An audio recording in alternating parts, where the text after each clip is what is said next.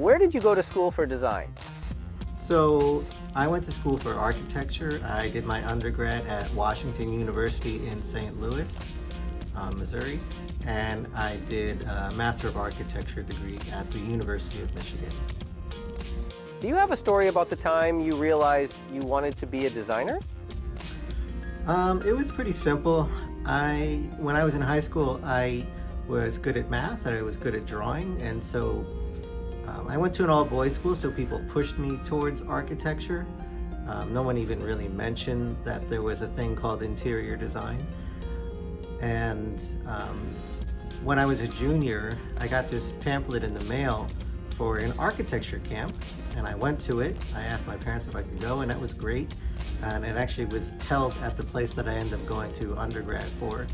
And I fell in love with both architecture and just the whole atmosphere of being a designer and being in studio and being a creative person, and I knew I wanted to do that for my whole life. When someone comes to your house for the first time and doesn't know you, would they be able to tell that a designer lives there? Absolutely not, actually. Most people think, or when they hear that I'm an architect and a designer, they think, oh, the inside of your house must be amazing. And most designers and architects, I would say, can't really afford to do high design. So our house right now looks like a bunch of kids live inside of it. My wife is a designer too, and we would love to have the house look like an architect and a designer live there.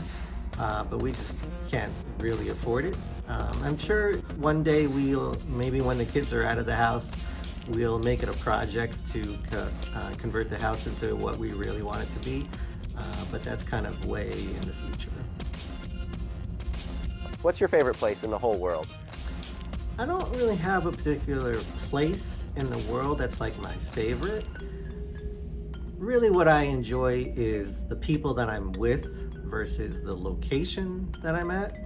Most people know that I hate the beach, but I've also really struggled with feeling like a place is home. I've lived I was born and raised in New Jersey. I spent 10 years in the Midwest for school, but I've never really found a place that I felt like was really my own.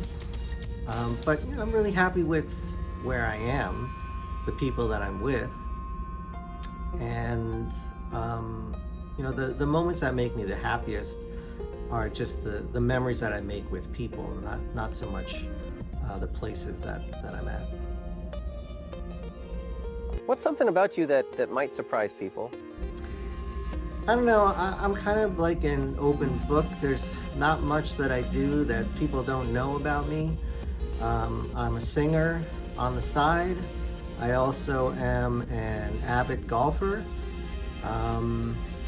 And I recently kind of picked up this thing about remote control cars, and I really like playing with remote control cars.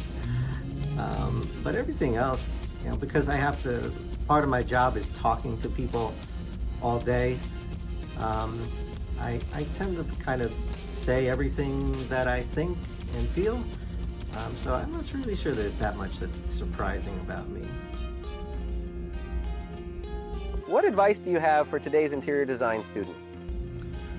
I think the thing that I really want to say to my students, and it really is kind of like the theme for this academic year, is that you are not alone. A lot of times we tend to feel like we're alone because we think that we're going through everything by ourselves. But that's really not the case, especially when you're here in the university studying with people. You have your fellow students that are going through the same things that you are. Your teachers have gone through the same thing that you went through in the past. And a lot of times it's really easy to focus on the negative side. But that's, I think, a choice that we make, right? We choose to focus on the negative as opposed to choosing to focus on the positive. So really my advice is realize that there's a lot of people out there that want to help you, including myself. And there's a lot of people on your side. And it's not like we're on your side only for this time here while you're in college. We like to think of ourselves as a family, and we develop ourselves into this community that we help each other all throughout your entire life. So it's not just that you're with these people for 4 years, right? You have the possibility of making friendships that last the whole entire lifetime. So I would just hope that all of my students could feel that we're a group now and we're not just a bunch of individuals. Okay, great. Thank you so much for your time.